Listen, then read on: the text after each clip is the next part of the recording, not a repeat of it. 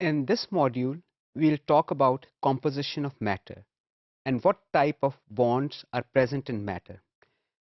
As we know, an atom is the basic unit of matter. So let's look at the anatomy of an atom.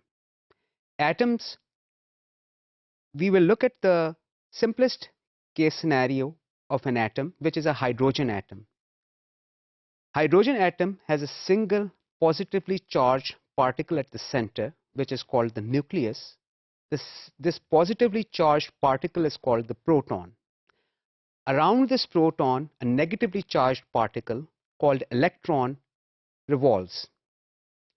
The electron, which is revolving around this positively charged particle, has to follow certain rules.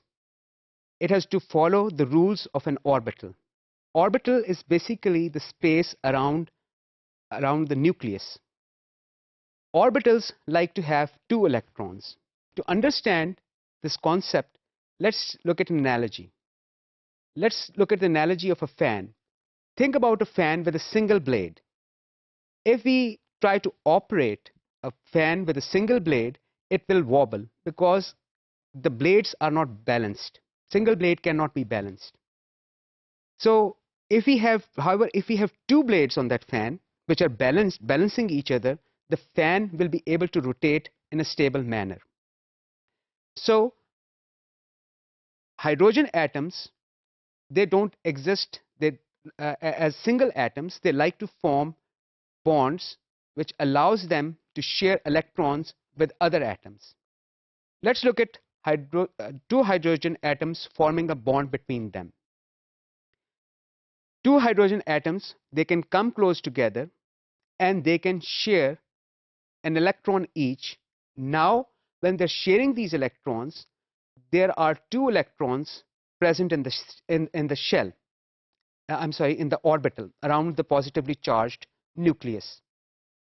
This electron, these two electrons, now when they rotate, when they revolve in that orbital, they give stability to the structure. This type of bond, which is formed by sharing two electrons, is called a covalent bond. Let's look at the structure of another atom, the carbon atom, which plays a very important role in living molecules. Carbon atom has 4 electrons in the outermost region. These electrons, 4 electrons, are present in 4 different orbitals.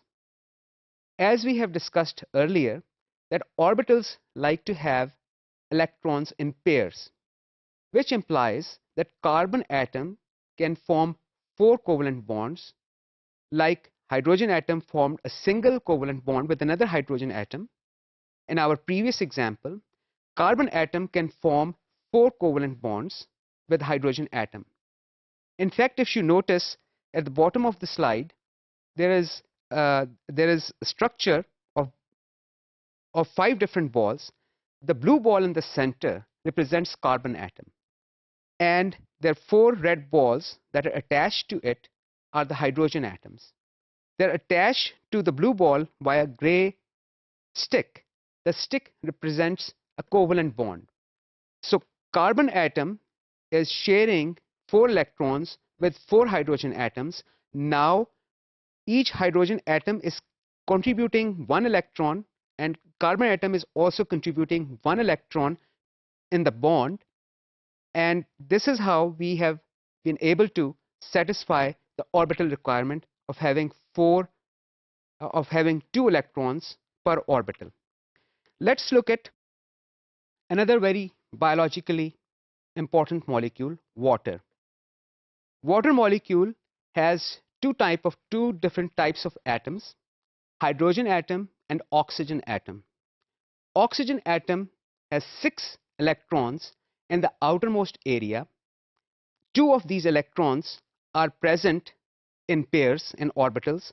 However, 2 out of these 6 electrons are in a way orphan electrons. They don't have a partner, which implies, according to what we have discussed earlier, oxygen atom can form 2 bonds, and when oxygen atom forms 2 bonds with hydrogen atoms, it results in formation of water.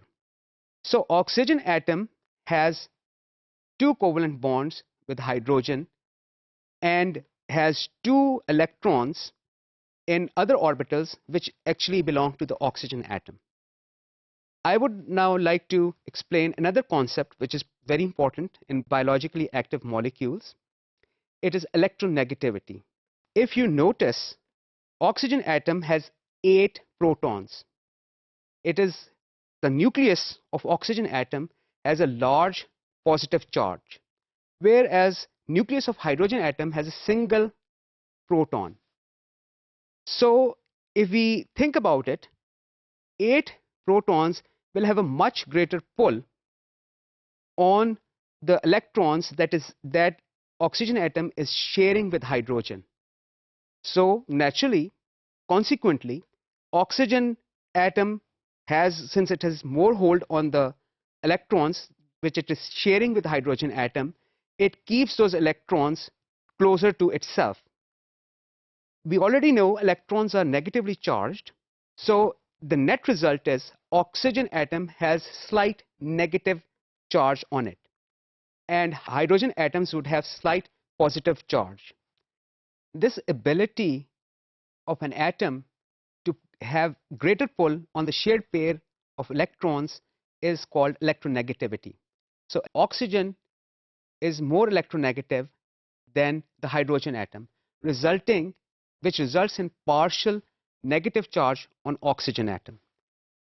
If we look at water in context with other water molecules, the partial or slight negative charge on oxygen molecule will result in attracting the hydrogen atoms of other water molecules which have a slight positive charge. This attraction results in a weak bond which is called the hydrogen bond. Let's look at another type of bond, the ionic bond, in which an atom donates its electron to another atom. When an atom donates its electron, it becomes positively charged, and the atom that receives the electron becomes negatively charged.